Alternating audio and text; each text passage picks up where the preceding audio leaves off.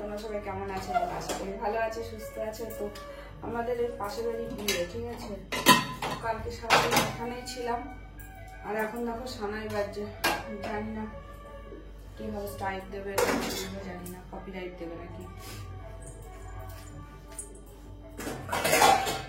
তো সেই আমার পুরোনোই কাজ, সকালবেলায় উঠে রান্নাঘরে চলে আসা। আজকে ওদের বাড়িতে নেমন্তন্ন আছে, বিয়ে বাড়ি, কিন্তু সকালবেলা থেকে আমার ছেলে কালকে সারাদিন খেয়ে, কালকে বাইরে খেয়েছে, সকালে খেয়েছে, এই ঘরে খেয়েছে, দুপুরে ও টিউশনে মানে কলেজ গেছিল, সেখান থেকে খেয়ে এসেছে, বার্থডে বন্ধুদের সাথে খেয়েছে, আবার রাতে এখানে খেয়েছে। তোর পেটটা ঠিক নেই, বললো মা আমি রাতে একবারে যাব, আমি সকালে যাবো না খেতে, তুমি ঘরেই কিছু করো। ঘরে কি করবো, আমার রান্না রয়েছে, সেই জন্য বরবটি ভাজা রয়েছে, ডাল রয়েছে, ভাত সবই ছিল। তো সেইগুলোই আমি গরম করে ওকে দিচ্ছি, ঠিক আছে। আর দেখো ব্লাউজটা কেমন লাগছে। এই ব্লাউজটা আমার খুব ভালো লাগে, জানো তো, সেই জন্য ব্লাউজটা পরলাম তোমাদের সামনে। ব্লাউজটা পরলাম, আমার এই ব্লাউজটা সত্যি খুবই ভালো লাগে। আর প্রচন্ড ঠান্ডা লেগেছে, প্রচন্ড কাশি হয়েছে, কি বলবো তোমাদেরকে, এত কাশি হয়েছে। এখন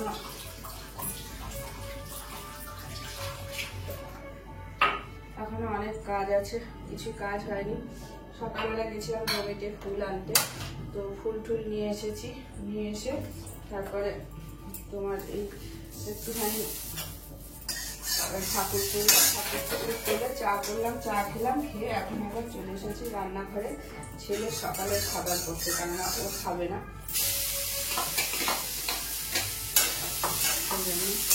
এখন এই বরবটি ভাজাটা গরম করি। একবার চা খেয়েছি, কিন্তু আমি আর একবার একটু চাটা খাবো।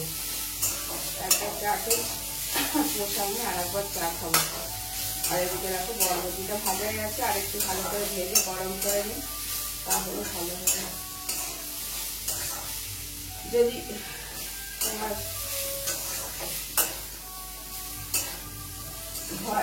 যদি দেখি যে মানে বেশি সাউন্ডটা চলে আসছে, তাহলে আমি ঘরে দেবো। বরবটিটা ভেজে নিই, এখনো ঘর মুখে কিছু হয়নি, তো ঘরটাও বুঝবো। আর শরীরটা ভীষণ ক্লান্ত লাগছে, মনে হচ্ছে আর একটু ঘুমাই। আসলে অ্যালার্জি লেগেছে, ঠান্ডা লেগেছে, তো প্রচুর অ্যালার্জি ওষুধ খেয়েছি, কাশির হয়েছে, কাশির ওষুধ খেয়েছি, তার জন্য তোমার আমার প্রচন্ড কাশি হচ্ছে। চাটা বেশি মিষ্টি হয়ে গেছে, বেশি মিষ্টি চা আবার ভালো লাগে না খেতে।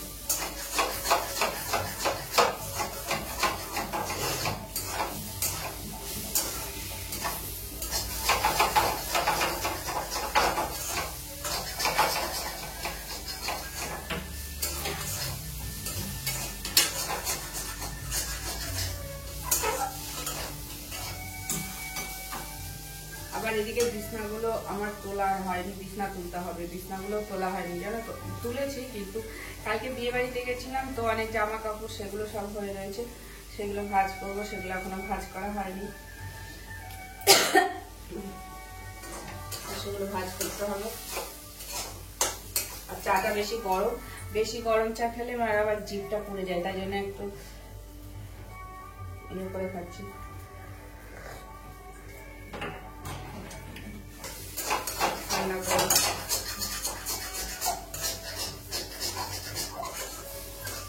আমারও বরবটি ভাজা খেতে খুব ভালো লাগে।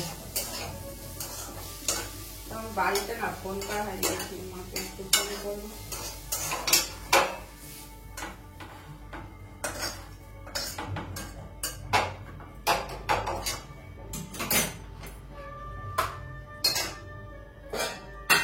এবারে যে ডালটা গরম করবো,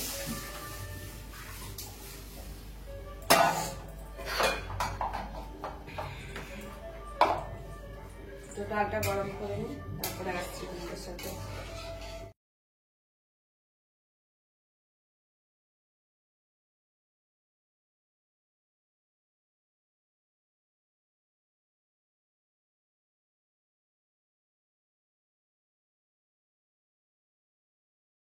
এটার মধ্যে রাখি, এটার মধ্যে হয়ে যাবে।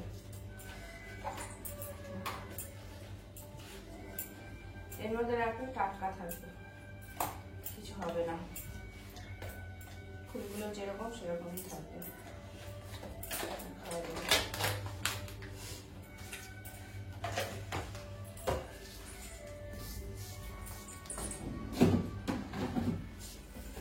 আর জানো তো আমার গাছের কুমড়োগুলো হয়েছে, তো সেই কুমড়োগুলো দুটো কুমড়ো পচে গেছে, আর এই একটা ছিল, এই কুমড়োটাও তোমার দেখছি এই শুকিয়ে গেছে, যে লতাটাতে ছিল শুকিয়ে গেছে, তো এই কুমড়োটা আবার নিয়ে এলাম। বললাম যে কাঁচা কুমড়ো আছে, তো যাই হোক খাওয়া যাবে কুমড়োটা, তো এটাও ফ্রিজে রেখে। তো জামা কাপড়গুলো আমার না আলমারিতে আর জায়গা নেই জানো তো, মানে এতটাই ভর্তি হয়ে গেছে সব জামা কাপড় দিয়ে, কি করে কি যে রাখি না, এত মুশকিল কোথায় রাখি। এখন মনে হয় আর একটা আলমারি হলে ঠিক হতো, আর এর মধ্যে যত জামা কাপড় সব আলমারি।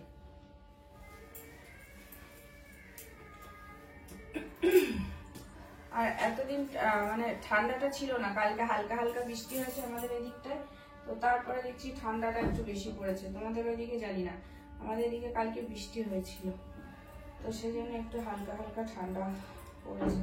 আর আমার ভীষণ ঘুম পাচ্ছে, এখন মনে হচ্ছে কি আমি ঘুমাই, কিন্তু ঘুমালে তো হবে না, প্রচুর কাজ আছে।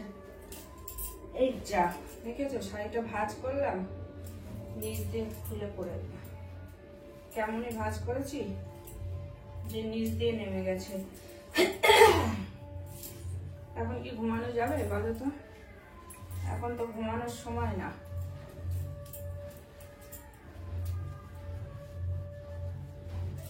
এখন তো ঘুমানোর সময় না,